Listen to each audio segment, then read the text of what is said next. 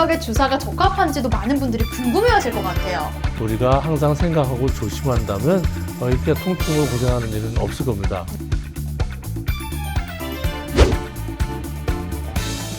안녕하세요, 여러분. 통증 없는 세상을 열기 위해 언제나 노력하는 유튜브 채널 통증왕 최봉춘입니다. 여러분, 요즘 무릎이 아프다고 느끼시는 분들 많으시죠? 계단을 오르내릴 때 무릎이 찌릿찌릿하다거나 앉았다 일어날 때 무릎에서 소리가 나는 경험 한 번쯤 해보셨을 것 같은데요. 사실 저희 엄마도 며칠 전에 계단에서 무릎이 너무 아파서 주저앉을 뻔했다고 하시더라고요. 그런데 늘 하시는 말씀이 아유, 걱정 마. 파스 하나 붙이면 괜찮아지겠지. 이거거든요. 파스가 정말 무릎 통증의 해결책이 될 수 있을까요? 잠깐은 괜찮아지는 것 같다가도 결국 근본적인 원인을 해결하지 않으면 통증은 다시 찾아옵니다. 오늘 영상에서는 무릎 통증이 왜 생기는지, 그리고 어떤 방법으로 이 통증을 줄이고 나의 무릎 건강을 되찾을 수 있는지 알려드리도록 하겠습니다. 수술 없이 일상생활로 복귀할 수 있는 방법까지 소개해 드릴 테니까 끝까지 함께 해주세요. 자, 그러면 우리들의 무릎 통증을 마치 작품처럼 섬세하게 다루는 관절 디자이너 통증왕 최봉춘 원장님 모셔보도록 하겠습니다. 원장님 안녕하세요. 네, 안녕하세요. 신사동 세연 마취통증의학과 의원 최봉춘 원장입니다.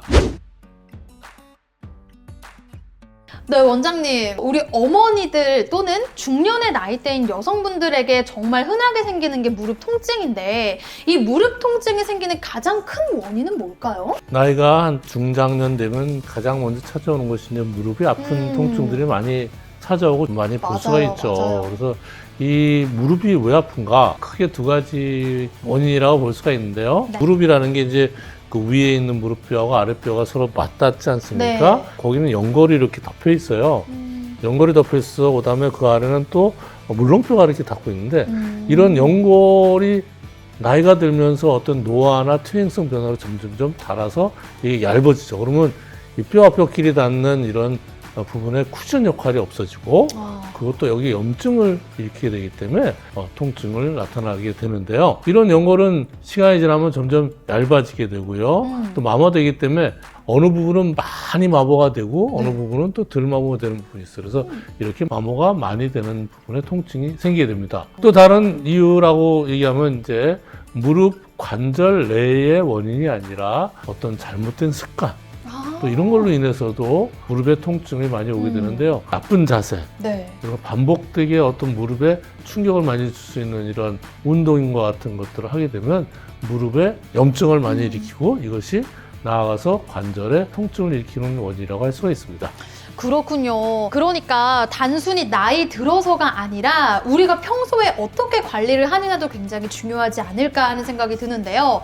그렇다면요, 선생님, 이 무릎 통증을 예방하거나 꾸준히 잘 관리하기 위해서는 어떻게 하는 게 좋을까요? 모든 게 아파서 치료하는 것보다는 이런 것을 예방하고 그쵸. 어떻게 하면은 무릎을 튼튼하게 하느냐 이런 것들을 우리가 항상 생각하고 조심한다면 이렇게 통증으로 고생하는 일은 없을 겁니다. 제일 먼저 이제 관절에 부담을 주는 생활 습관을 고치는 것이 좋습니다. 그래서 무릎을 갖다가 쪼그려 앉거나 구부리고 앉고 이런 경우는 굉장히 나쁘기 때문에 평소에 피해야 되고요. 그래서 가장 좋은 게 예전에 우리 좌식 생활 많이 했잖아요. 맞습니다. 근데 요새는 점점 음식점이나 어딜 가더라도 이게 좌식하는 데가 점점 바뀌고 맞아요. 있죠. 네. 별로 많지 않죠.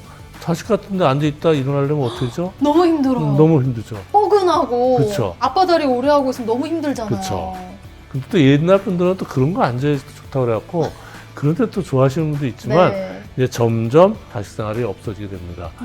또 하나는 이제 체중이 많이 나가면 아무래도 걸을 때 위에서부터 많이 짓누르겠죠, 무릎을요. 그렇군요. 그래서 과체중인 경우에는 이렇게 무릎에 영향을 많이 미치기 때문에 빨리 운동을 해서 체중을 빼는 게 좋죠. 병원 환자분들한테 무릎 운동 좀 많이 하세요. 네, 많이 걷고 있어요, 제가요. 제가 뭐 하루에 몇 시간 걷고 뭐 등산도 하고 막 많이 걷고 있대요. 근데 그게 안 좋은 거예요. 네, 오히려. 무릎이 안 좋고 관절이 안 좋으신 분들은 많이 걷고 그래서 무릎을 많이 쓰고 특히나 무릎이라는 거는 몸의 체중을 견디는데 그걸 많이 쓰게 되면 더 많이 관절이 일을 하게 되죠. 그러면 그쵸. 오히려 안 쓰는 건 더 나쁜 영향을 미칩니다. 가체중인 경우는 살을 빼기 위해서 운동을 많이 하고 걸으면 더 많이 무릎 관절을 갖다 혹사하기 때문에 부담이 되죠. 그래서 운동은 꼭 걷는 운동만 운동이 아니고요. 네. 다른 운동들이 많이 있습니다. 앉아서 하는 운동, 앉아서 자전거 타는 운동도 할 수 있고요. 네. 또 수영에 가면 아무리 가체중이라도 무릎에 전혀 영향을 안 그쵸. 미치죠. 그래서 네. 전신 운동을 할 수 있기 때문에 이렇게 무릎에 영향을 안 주면서 하는 운동들을 해야 된다. 그렇다면요, 선생님. 우리 관절 디자이너로 오늘 또 원장님을 모신 거 아니겠습니까? 원장님께서 추천을 해주시는 치료 방법에는 어떤 것들이 있을까요? 무릎에 관절에 통증이 오게 되는 처음에는요, 우리가 최근에는 이런 주사요법들을 많이 해요. 주사요법이요? 그래서 예전에는 주사라고 해서 거기다가 막 스테로이드 호르몬 같은 걸 많이 넣어서 막 치료했는데 요새는 그런 스테로이드 호르몬을 전혀 쓰질 않고요. 네. 무릎 관절락에 있는 그냥 미끌미끌하고 윤활력화라는 이런 약을 투여를 해줘요. 그러면 아무래도 관절끼리 맞닿고 있는데 훨씬 더 부드러워지겠죠. 네. 근데 그런 것 중에 하나가 콜라겐 주사하고 콘즈란 주사 두 가지를 최근에 나온 대표적인 거라고 할 수가 있어요. 콜라겐이 뭐죠? 콜라겐은 우리 몸을 구성하는 그 성분 중에 하나잖아요. 네, 약간 우리가 족발을 먹을 때도 콜라겐이 콜라겐이 있고. 있고, 약간 좀 말랑말랑하면서도 뭔가 그 젤라틴 같은 약간 그런 거. 그렇죠. 네. 콜라겐 말만 들어도 쫄깃쫄깃하죠. 그래서 손상된 어떤 조직, 우리 말하면 뭐 인대가 찢었다든지 뭐 이런 데다가 콜라겐 주사를 넣으면 이제 인대가를 회복하는 데 굉장히 도움을 줘요. 그래서 섬유 생성을 자극하는 이제 조직의 강도, 탄성을 높이는 데 굉장히 도움을 줍니다. 그렇군요. 그래서 관절염이 시작되는 초기나 중기 이럴 때 관절에 있는 염증을 없애주고요. 그 주위에 인대라든지 반월판 같은 이런 여러 가지 것들을 갖다가 회복을 시킬 수 있는 작용을 하는 것이 바로 콜라겐이라고 합니다. 그렇군요. 그래서 콜라겐 주사를 이 관절 내에다가 주사 투여를 일주일 간격으로 해서 한 3번 정도 맞아요. 3주 동안? 네. 그러면 이제 아무래도 콜라겐으로 해서 연골도 부드러워지고 인대 그 주위에 여러 가지 또 염증 반응도 많이 가라앉기 때문에 통증이 좋아지는 원리라고 볼 수가 있어요. 그렇군요. 네. 그렇다면 아까 전에 콜라겐 주사랑 또 콘주란 주사를 같이 말씀을 해주셨는데 콘주란 주사는 어떤 주사예요? 콘주란 주사는 콜라겐하고는 좀 다른 성분이에요. 그러니까 폴리뉴클레오타이드라는 DNA 조각으로 되어 있는 건데요. 와. 주로 연어에서 추출을 하게 돼서 이런 조직 재생을 빨리 해주고요. 관절 내의 탄성도를 높여줘요. 또 염증을 억제하는 데 굉장히 탁월한 작용을 합니다. 그래서 관절 내부에다가 콘주란 주사를 주입하게 되면 연골 조직의 세포 조직을 갖다 재생하는 데 도움을 되고요. 손상 부위를 빨리 우리가 회복시킬 수가 있습니다. 그렇군요. 두 주사 모두 조직 재생을 도와주는 역할을 하는 것 같은데요.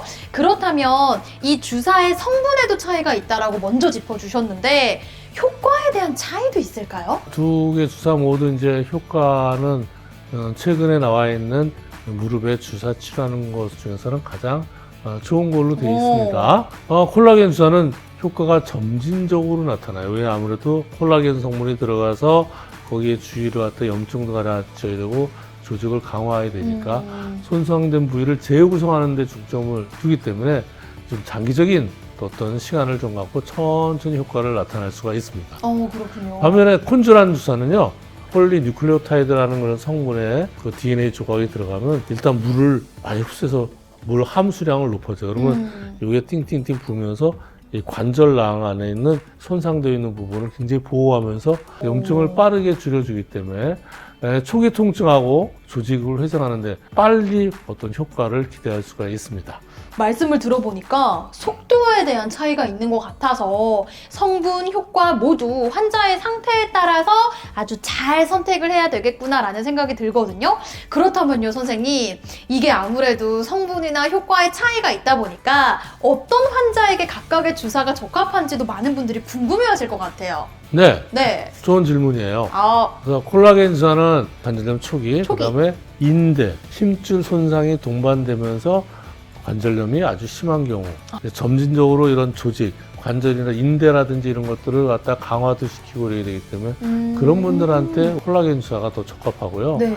콘즈란 주사는 연골의 손상을 보호하면서 관절에 있는 염증을 치료하는 이런 효과가 있습니다. 그래서 연골이 손상이 됐다든지 이런 걸로 인한 관절염이 심한 경우에는 콘즈란을 사용하면 더욱더 좋죠. 요새는 초기에는 콘즈란 주사를 좀 치료해서 어느 정도 회복을 시키면서 좋아지면 콜라겐 주사를 또 추가로 놔서 주위의 인대나 이런 것들 힘줄을 좀 더 강화시켜주는 이렇게 해서 두 가지를 같이 병합으로 이어서 쓰는 경우도 많이 있습니다. 오, 그렇군요. 그러니까 환자의 상태에 따라서 어떤 계획을 세우느냐, 이 포인트도 굉장히 중요하지 않을까 하는 생각이 드니까 그냥 통증이 있어요, 어떻게 해야 될지 모르겠어요, 고민만 하지 마시고요. 아파서 힘드신 분들은 우리 원장님 찾아주시면 될 것 같은데, 사실 아까 전에 대표적인 주사요법 두 가지를 짚어주셨습니다만 이거 말고도 다양한 주사 치료가 또 있지 않을까 네. 싶어요. 그 관절 주위 조직을 강화시켜주는 프롤로 주사 치료 같은 게 있고요.